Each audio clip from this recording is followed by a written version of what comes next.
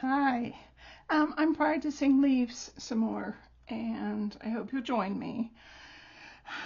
Basically, what I'm going to use today is the multi-surface citrus green paint, and I have some sap green paint. I have wicker white, and of course I have our floating medium. So let me push all of these through. You can add yellow if you want. You really only need the sap green and the citrus green, and then a little bit of floating medium if you're trying to see if you like painting with me. So what I'm going to do, I'm using a size 12 brush also. And I have my paper from the other day. I just flipped it over. I'm going to use the other side. So I'm going to put about a half and half citrus and half sap, and I'm going to work it in.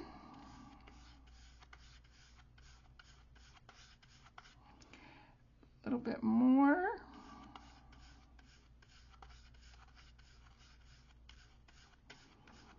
And I might do a little bit of floating medium on the green. The green just seems like it, the dark green, seems like it has a little bit of a harder time. And I'm just going to start with a stroke.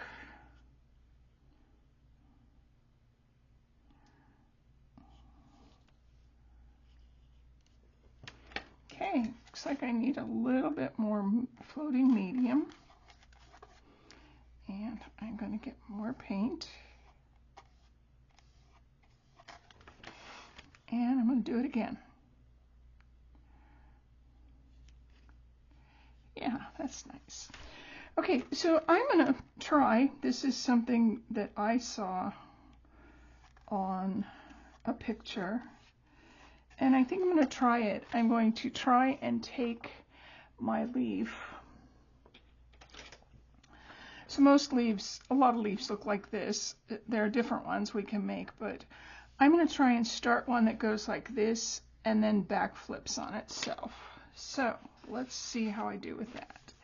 So I'm going to go ahead and start my stroke and take it around and then stop. And I'm going to get some more, just a little bit. And I'm going to come here, right on this edge. I'm going to go ahead and put my brush down.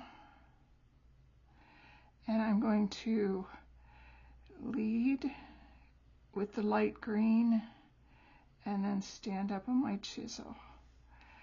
And it almost, that's just about nice. I might do just a little bit more like that. Whoops. Yeah, and then it looks like the leaf has flown over, and it might be a blade of grass or whatever. So that's something you can practice with me if you like. I'm going to try it again. That was a little bit different than what I expected.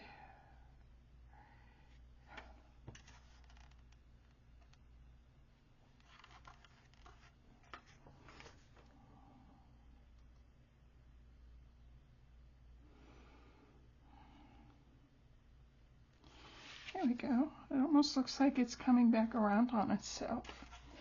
Then there's another leaf that I've been practicing, and I hope you can join me.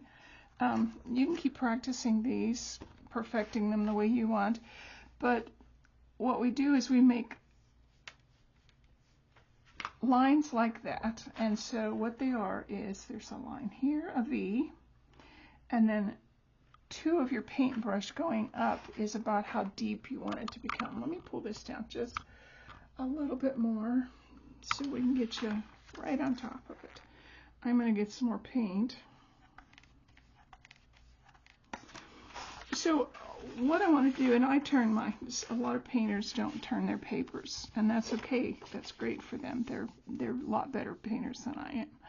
And so what I want you to think about is this area between here and here, right in here.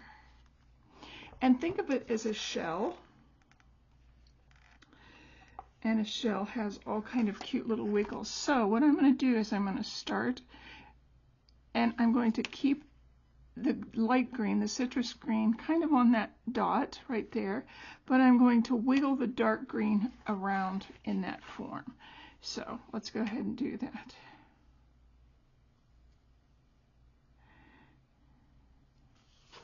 And you can kind of see. That's really kind of cute. So I'm going to do it again because I need to put some floating medium in this. The floating medium is going to help it to flow better. And I'm going to do it again, just it'll be okay. And you can see I keep the citrus green. Once I get to this part, I pull up to make a point. And I'm going to do the same thing on the other side. I'm going to go ahead and do it this way. Wiggle, wiggle, wiggle, wiggle, wiggle. This one didn't get wiggled so well. And then pull up to a point. And I'm going to get some more paint so that I can finish that. And what I really liked when I was taking the class was my teacher taught me how to just go ahead. You don't have to start it over. You just have to kind of get it blended in. And then pull up. And see, I need some floating medium. That dark green really likes to be stinky. And this is by no means perfect.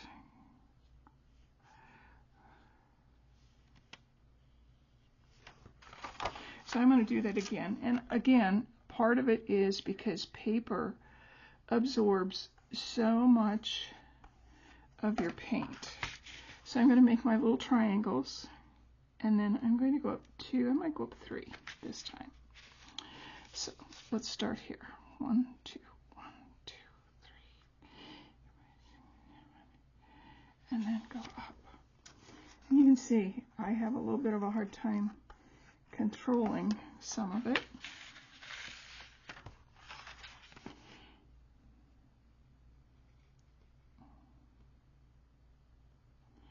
And up to a point. Oh, yeah, that's a lot better.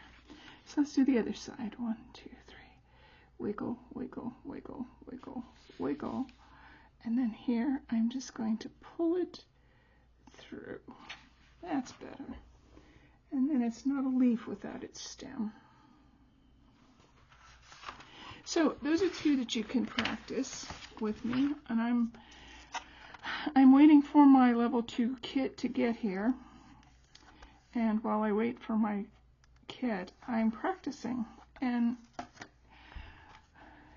this is one thing that really helps you keep your skills going. So I'm going to put the light side out this time.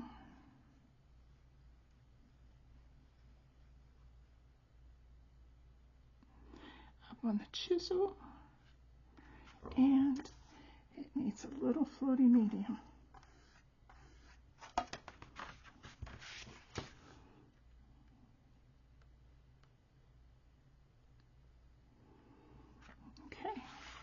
And I'm going to do the same thing on the other side.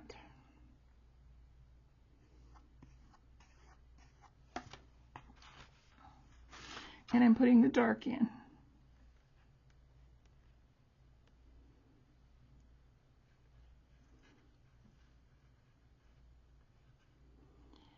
And slowly up to the chisel. Oh, that was nice. That worked pretty well. Let me get my chisel on. So I'm going to be practicing these ones a lot more because I don't quite have it. And the only way to really get it is to just keep practicing. So I'm going to go ahead and keep practicing those. And I suggest you do the same if you like that. I really like these ones. And see, this was my first one. What a mess. Second one better. Third one was a lot better. And that's kind of what practice will do for you. And especially if you're painting on a nice canvas that you've paid good money for, you don't want to ruin things. You can always go over them. For example, this one, I can go over it.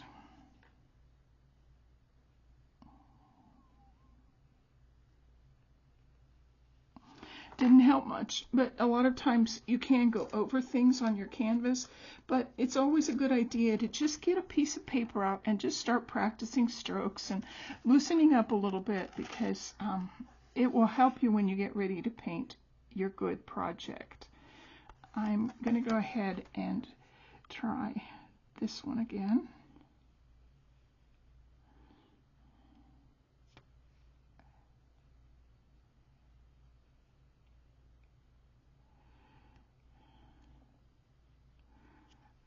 Oh, looks a little bit better.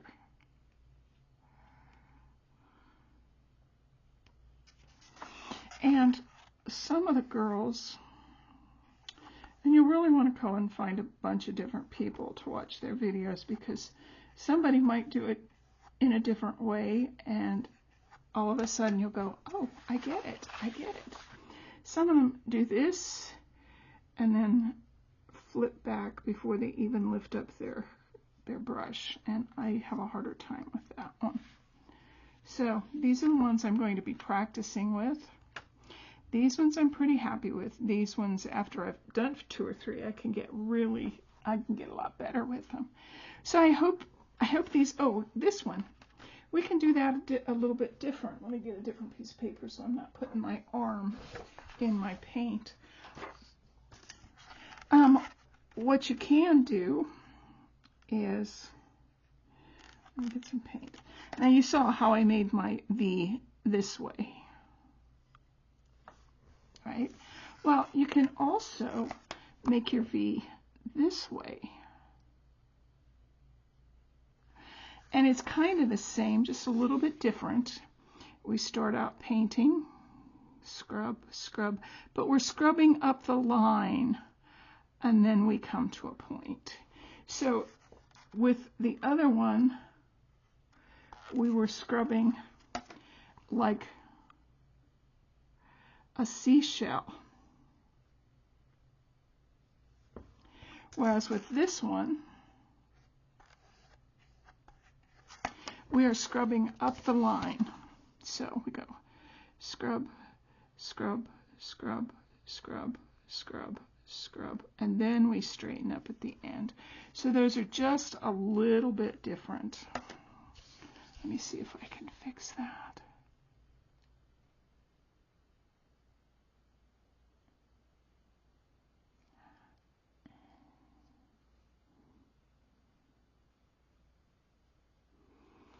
Okay, so you can kind of see the difference in those two.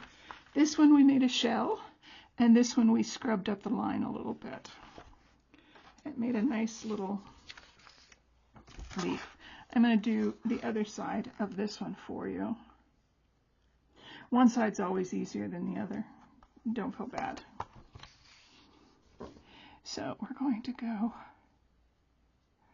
scrub, scrub, scrub, scrub, scrub, scrub. Let's see. And if I put too much floating medium on, then it gets really muddy, and then it just doesn't do well. So I'm going to go ahead and scrub that and come up on my chisel and lift. Okay, so you can kind of see the difference in those. One's a shell and one is on the line. And they kind of look the same, except you can see the wiggles go up instead of staying in the same place. Okay, I'm hoping that you like this. I'll be doing some other leaves in a few more days. I practice just about every day, but I don't always do a video for you. Okay, I'll talk to you again. Thanks. Oh, let's talk a little bit about cleaning out our brush. Once you're finished painting, it's always a nice idea to take a paper towel and put your brush in the middle, and then just kind of squeeze. Don't pull your bristles, but just kind of squeeze. Get as much of the paint out as you can. And then take it in your water bucket, and I take it in this side first, just to kind of get it real nice and wet. And then I'll take it in, let me see if I can get that just a little bit more for you. And then I'll take it in the side with all the humps and gently go back and forth like this, because this helps to get into the ferrule. And then I'll pull it up, and it goes from small to larger humps. And then I'll pull it up, pull it up, pull it up. I'll turn it, pull it up. And if you have to go back and forth like this again, just do this one very gently though. You don't want to ruin your bristles. And then it's fairly clean. This is an old brush, so you can kind of see that it's gotten a lot of paint stuck in there. I need to soak it in some Murphy's oil soap and some Dawn dishwashing liquid mixed together. But you always want to make sure and get that nice chisel. And it's just like a knife edge across the top. That's what we use for our painting. Okay, I hope this has been helpful. I'll talk to you again. Thanks for joining me.